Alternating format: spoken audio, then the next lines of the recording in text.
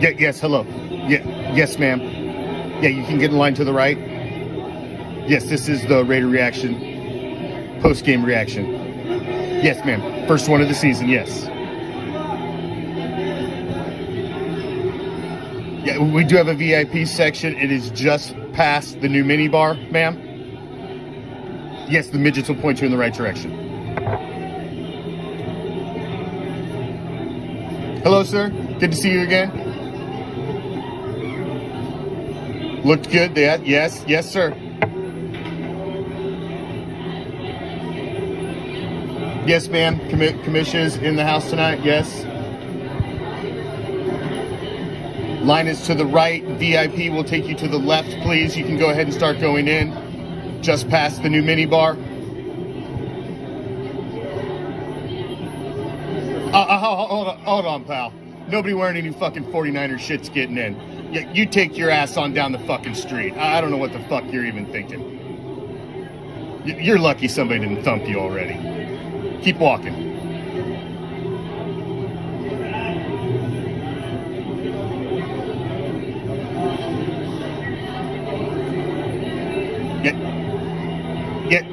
Doors are opening soon. Thank you for coming.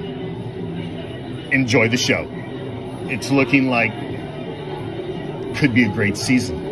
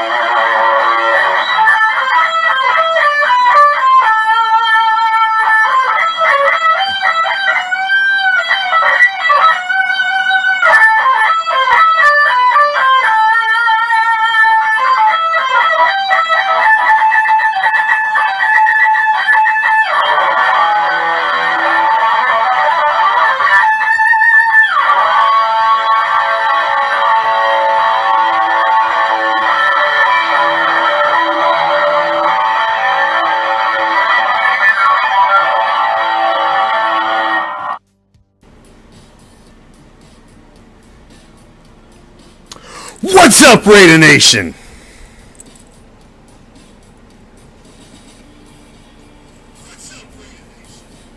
I am the Commish, coming to you live, as always, from the friendly confines of Hardcore Challenge Live Studios. And this is your official preseason week 1 post-game reaction. Thank you for joining me. I apologize for being a little late, but there is exactly one day a year that takes all precedent all over all others in your year, and that is your significant other's birthday. So I couldn't go live right after the game, but I have to go live and talk about this game. We have to have our post-game reaction. So I'll be on time going forward as normal, but hey, they scheduled the fucking first game on my wife's birthday. I mean, fucking come on. So I'm back. I've got to process the highlights, look through everything again. I was able to pretty much watch most of the game. Before I left, I only missed a very little bit at the end, but I was able to watch that, recap that. I've looked back through the highlights. We went through everything. So let's get to it, shall we? You'll see the highlights rolling behind me of the game. And let's get it rocking and rolling. Let's talk about this, shall we? Let's start offensive side of the ball. Probably the name that most people want to talk about the most. But the first thing that I want to talk about before we go into the actual play on the field is that look at them stands. Look at the stands. It looked like Allegiant Stadium was on its period today. And that just can't continue to happen. Something has to be done ownership-wise, some sort of leverage against season ticket holders, PSL owners, something. I don't know. What? They got to do something. The optics of that are horrible. You want to call this the black hole, the Death Star? That motherfucker looked like it was on its period today. You can't have that. It looks as bad when Casey's in the house. I mean, look at that, man. This is your first game. You were curb stomping them. Fucking chiclets flying. Putting their fucking mouth on the curb. American History X style.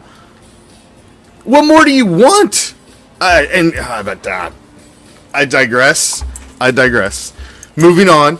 Let's go to the positives on the field, there were a lot of positives on the field. And first off, Aiden O'Connell, he's thrown as the starter because Jimmy G's on a pitch count. They're getting him 100% healthy. He's on a different clock than everybody else. He's not trying to fight for position. He's the starting quarterback. They just want to make sure he's healthy. There's no reason to risk anything. So you get this kid out there, you drafted, you see what you got, and what you got a kid who went 15 for 18, 141 yards and a touchdown. No picks. He was clean, and man, he throws a nice ball. Nice tight spiral. He was putting it on the money. I would say 2 of them incompletions should have been catches. I mean, he was throwing fucking darts. The one Tucker dropped should have been a catch. There was another that should have been a catch.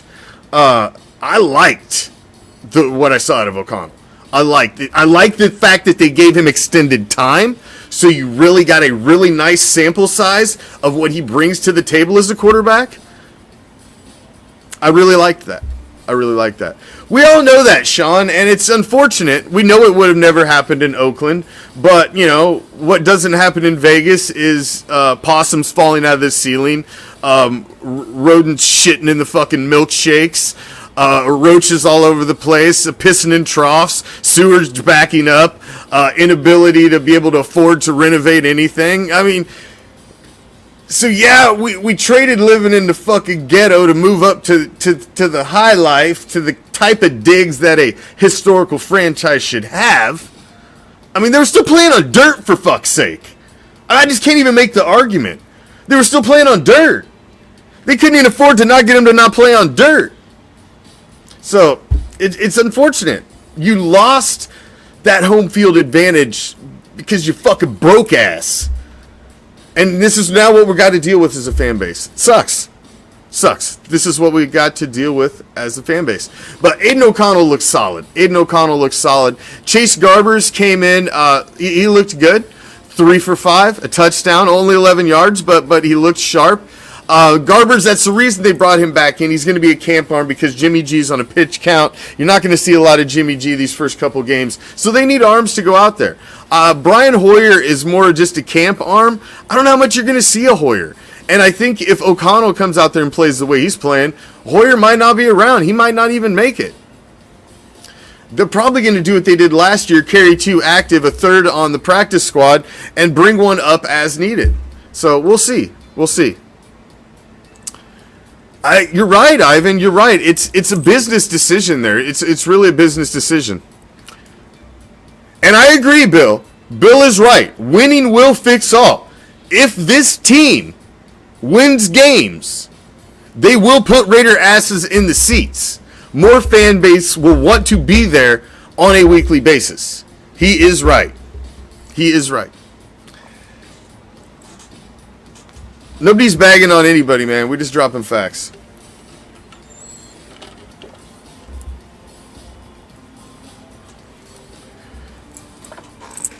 The stadium was beloved in Oakland because it was your house. It was the crib, you know? But it was yours. But it was still a dump. I mean, let's be real. Back to what's the important stuff. That's about the quarterback position. Running back, Zamir White did get a touchdown, but I was really less than impressed by Zeus. I honestly was really less than impressed by Zamir White today. He did get the touchdown, only 3.3 yards average, 13 carries to only get 43 yards. You really need to see more than that. Everybody's clamoring for this guy to maybe get a shot to be the number one. I've said over and over that this guy is not ready to take that position on, not even close. And I think he more than adequately proved that today. There were back-to-back runs. One was a sweep, followed by a short yardage. You just needed to get the first. And both of them, there was just no vision, no wiggle. He didn't find the hole on either play. And both of them, to me, were just like, that's why, right there, I just don't think you're the guy. And you're doing it against scrubs.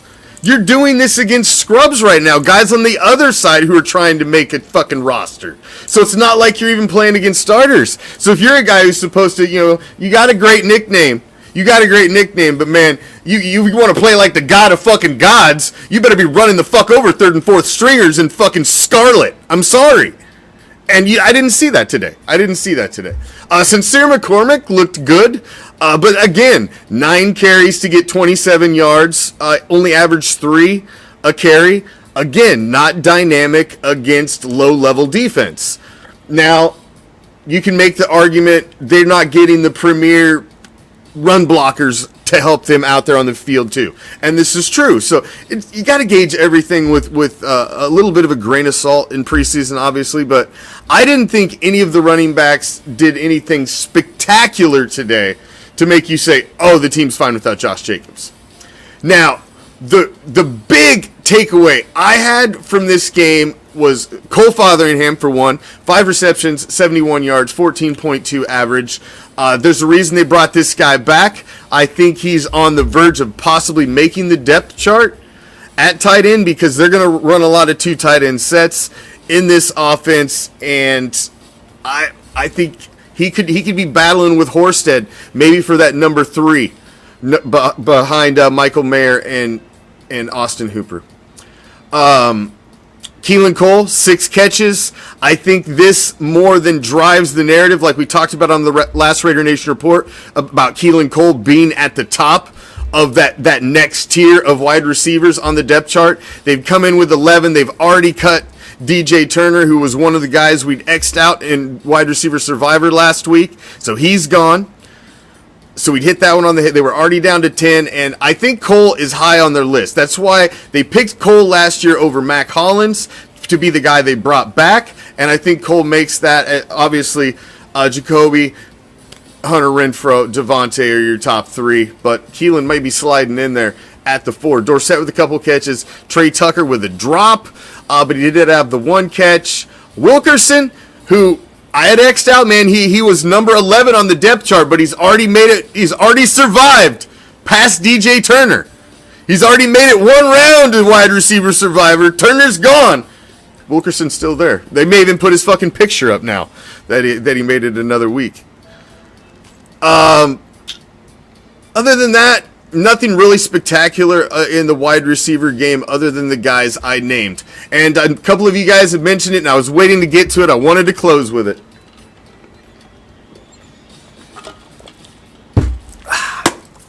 Defense!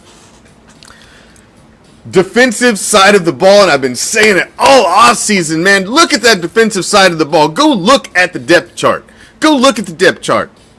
Go look.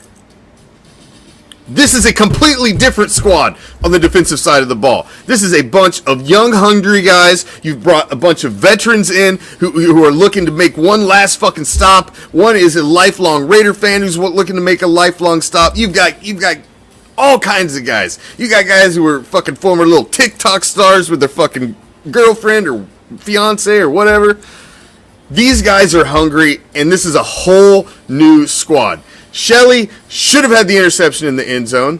Off his hands, that ends up a touchdown for them. Other than that, this is damn near a fucking sweep, man. You damn near clean sweeped the Niners in week 1 of the preseason. They were hungry. They were getting after the ball early from the very first series. The first series was great. You had guys jumping up, getting hands to the ball on passes, taking away passing lanes. You had guys getting to the quarterback right away. First several series on defense, you got a big turnover. that was taken back for a touchdown, which is something this defense does not get a lot of. Turnovers, and you definitely don't make big splash plays where you fucking put points on the board for your offense. These are, yes, it's preseason. Yes, it's this. Yes, it's that. Yes, you got to temper the everything. Yes, I get it. What? I get it. Simmer down. We were undefeated in preseason last year, and everybody was clamoring and going crazy. I get it. It's the first step in the process. Do you want your first step to be successful? Or do you want your first step to be, you're coming out of the gate, tripping over your dick, falling all over yourself? You want to come out crisp. You want to come out looking good. You want to feel like you had a good camp, good mini camp, OTAs, rookie camps. Everything has been a hit, and then you show up in first preseason game. That's shit you build off of, man. Now you get to come in tomorrow to work. Everybody's happy. Everybody's in a good mood. Everybody's buying in. Winning breeds winning. It doesn't matter when it is. This becomes now something you can build off as a team. And this is a young team. This is a young, different defense. This was a beautiful thing. This was a great thing today for this team. This is a young team that needs to gel at certain positions. Defense is one of them. Quarterback and wide receiver rapport was one of them. I am excited about the silver and black in 2023. There's reason to be optimistic. There's reason for concern. There's reason for worry. There always is, especially when you're bringing a reclamation quarterback project in. I get it. But there is reason and cases to be made for how this team can be successful going forward.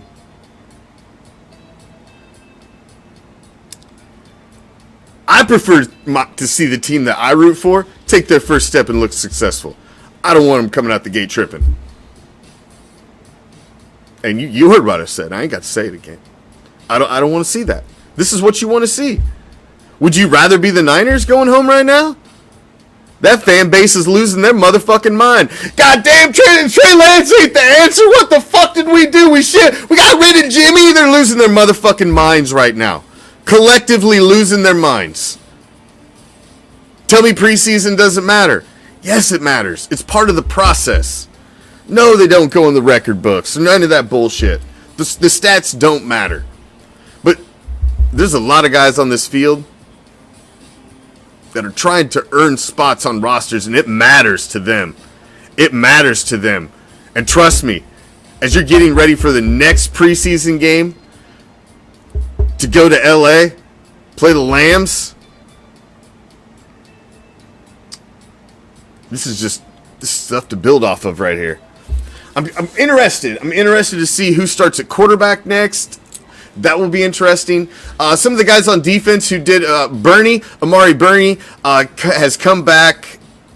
That was a great play, man. He had a big sack. That was a nice sack. Rochelle with half a sack. John Jenkins with a sack. Jordan Willis with half a sack. Adam Butler with a sack.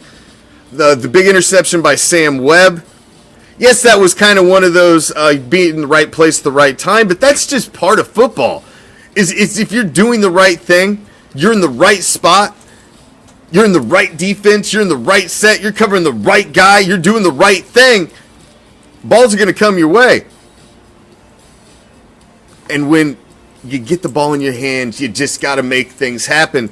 And he did that, man. He did that. It's something this defense has not had a lot of, and I'm hoping Marcus Peters helps bring that. You're probably right, Eric. It's a sad point, man. That is a sad and true point right there, Eric, but you are probably right. The next game, you'll probably have more Raider Nation in attendance than you had week 1 in Allegiant Stadium. It looked like it was on its period today. There was so much red in the house. That was crazy. For a preseason game, the only one you're going to have at home, man, you would think the fan base would have come out in full force, the local fan base. I was a little taken aback by that. It's the only one. So usually the tickets are fairly inexpensive. You can get them a little cheaper. So I was shocked. I was a little shocked, taken aback. But the team on the field, they showed out, man. They showed out. The defense looked solid. The quarterbacks looked good. You see O'Connell right behind me right there. They look great. This was a solid performance as a team. Rochelle he's fringe, Craig. He's fringe. It's definitely he's a position of need. So if he can keep continuing doing that in preseason, he'll get on there. He bounced back and forth when they brought him over midseason last year. Went from practice squad to starter and then back and forth a couple times. So it'll be interesting to see if he can make the roster. He's an interesting story. I think they looked considerably better than everybody expected them to look in week 1. You came in with basically not starting your starter at running back, none of your top 3 wide receivers. You set basically your top tier guys across the board. And you still went out and curb stomped the fucking Niners. Solid performance. Solid performance. I am going to jump over on TikTok. I'm going to be doing that all season. I will do my official post-game reaction here on... Well, actually, we're now simulcasting quad simulcast. We are live on Twitter, or X, or whatever the fuck it's named this week. Twitch, YouTube, and Facebook. The fucking quad stream going on. So... check us out on the others, if you haven't, as well. We're going to be hitting and streaming all of our shows on those, as well as our normal platforms that we stream on. We've added 2 more, which were Twitter/X. I don't know if I'm fucking tweeting or I'm Xing or what the fuck I'm doing anymore. And Twitch. Those we'll be streaming on those, and I'm working with adding the Twitch chat onto the Raider Nation Report, like I have the YouTube chat. For those of you who have Twitch, want to watch over on Twitch, you'll be able to get in on the show and have your chat right up on the screen. And I'll probably have that late on post-game reactions coming up later as well. Have the chats down here so you guys can get your comments up on the screen as well if you want to go over to YouTube or Twitch. So follow us on YouTube or Twitch, because those are where your on-screen interactive comments are going to be coming up on the next post-game shows. Just didn't have time to get them in on this one because I added in some updates today. So thank you all for joining me. I am going to jump over on TikTok. I'm going to be on TikTok after every one of the post-game reactions. I'm going to jump over there for a little more informal platform, where I can take questions and comments and talk a little more in depth about the game. So if you'd like to join me over on our Raider Reaction TikTok platform, I am going to be taking all questions and comments over there. I appreciate you all joining me, each and every damn one of you. Let's see, let's stroll through here. I appreciate y'all. Eric, what's up? Anytime we beat the Niners, it's a good day. And you damn Skippy. Let's check out some of these comments. More on the outside than inside the stadium.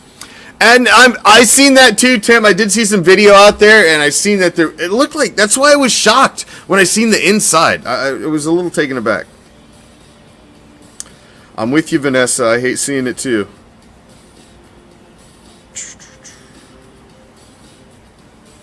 China banned you from... How do you get banned from TikTok? Damn. Yeah, you must have been a bad boy, brother. Shit, I even illegally stream shit over there. I can do all kinds of shit on TikTok. The only thing that I can't do is share any of the clips from Fight Nights on there.